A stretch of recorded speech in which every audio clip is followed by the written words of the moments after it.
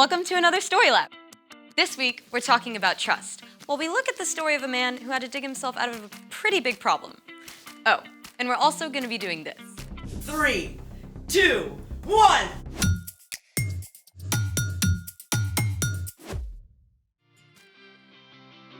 Hey, I'm Skylar. And I'm Sebastian. We're talking about trust, which is putting your confidence in someone you can depend on. Sebastian, do you trust me? Yeah, sure. Why are you asking? I read this thing online that you can fill up a plastic bag with water, stab through it with a sharp pencil, and ta-da! Nothing happens. The bag is leak-proof. Very cool. I mean, assuming you can trust the internet.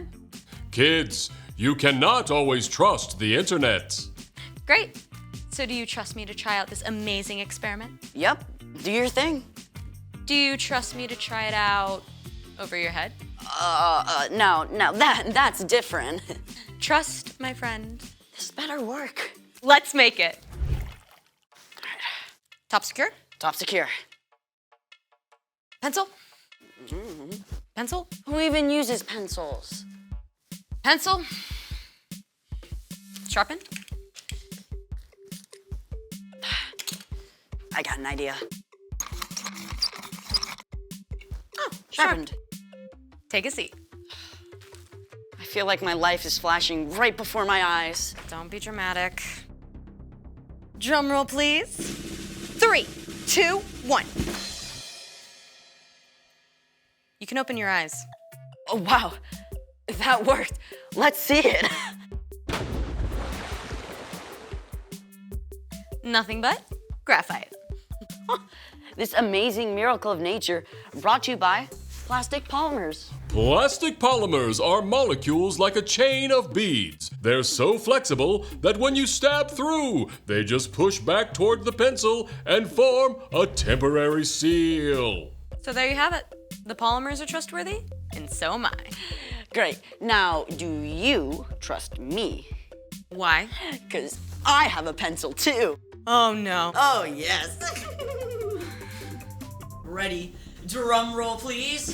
3, 2, 1!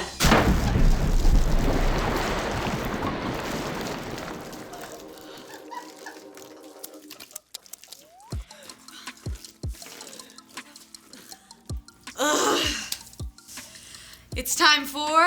The story before the story. Today, we're in the very first book of the Old Testament, Genesis. God made our amazing world, but sin entered the world. People turned away from God and went their own way. But then, God picked one man, a guy named Abraham.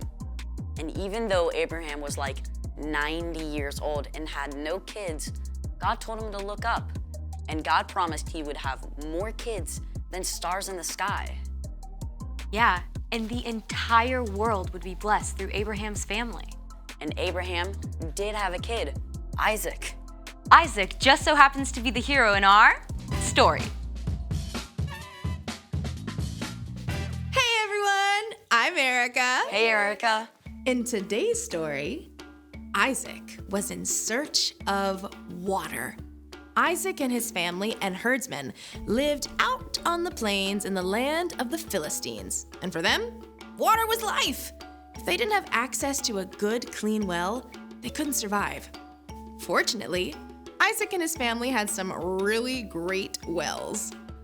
They had plenty to drink, and their crops were growing well. Isaac seemed right on track to be living out the promises God gave his father, Abraham. Unfortunately, the Philistines who lived nearby and their king, Abimelech, became jealous of Isaac's success. They shoveled dirt into his wells, and he didn't have water anymore. You have become too powerful. Move away from us. Isaac had plenty of men who could stand against the Philistines and fight. But instead of fighting, he decided to trust God to take care of him. So, Isaac chose to keep his cool. He and his family packed up everything they owned. They moved on and made camp in the valley of Gerar, where Abraham had lived for a time, many years before. All right, man, let's open up those old wells my father dug. Abraham's old wells filled with cool, clear water once again. The happy herds and flocks could drink their fill. Things were great until the nearby Philistine herdsmen showed up to challenge Isaac's servants. Step aside. The water's ours. You're gonna have to fight us for it. Whoa, whoa, easy does it, fellas. There's plenty of land in this valley for everyone. We'll move along.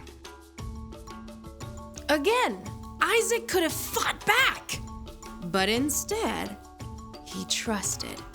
He and his family and his servants and flocks all moved camp down the valley. Once again, his servants set out to dig new wells. The new wells also produced clean, clear, cool water. But it wasn't long before the Philistine herders arrived on the scene to take over these new wells too. Yes! Another day, another well for us. Take it down a notch, please. There's still room for everyone. But we could knock them flat. Yes, we could, but we're not going to. Move on out, boys. A third time, Isaac and his men moved camp, and Isaac's servants dug fresh wells once again. But this time, Isaac was left in peace. In fact, King Abimelech himself showed up to make it official. Why have you come to me? You were angry with me and sent me away. We saw that the Lord was with you. Make a peace treaty with us. Give us your word that you won't harm us. Yeah, I can do that. Isaac prepared a feast for the Philistines, and early the next morning, the men made an agreement to keep peace with each other. Then, the Philistines went on their way. The end. So Isaac kept trusting God no matter what. And finally, Abimelech showed up to make peace. Yep. If Isaac had started fighting back, he might have been enemies with the Philistines forever. But sometimes God wants us to stand up, right? For sure. Trusting God can look a lot of different ways. For sure. So, what's our part in this story? Good question. You can trust God no matter what. For example, maybe you practice hard all summer to make the soccer team, but you don't. You can trust God that all your hard work matters, and God has a different place for you to fit in. Or you're starting at a brand new school. You can walk through those doors trusting that you are loved by God, and you will be okay, even if it takes a while to find your place. Oh, I totally had to trust God when I got a cavity filled last month. Right there. It did not feel super awesome.